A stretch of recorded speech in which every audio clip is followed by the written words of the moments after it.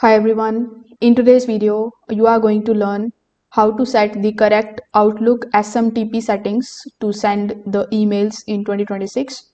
Now, this particular setting is essential if you are experiencing issues sending the emails or you need to manually set up a third-party email provider via IMAP.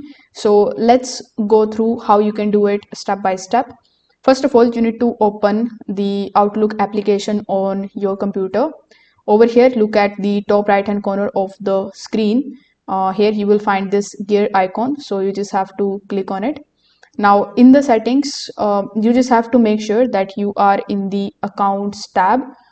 So here in the accounts tab, you just have to click on the email account, and here it is going to show you all of the email accounts that you have basically added here in your Outlook account.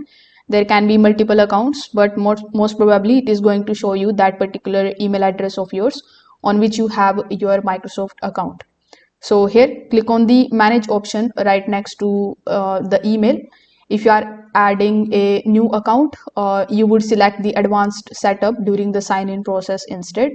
Now after doing it, you just have to scroll down here on this page and try to find the option of IMAP or SMTP settings, or it might be with the name of sync settings.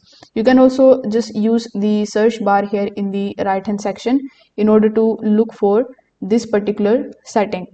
Now once you are able to find the SMTP setting, you just have to make sure that you selected the outgoing SMTP server. You need to ensure the server name.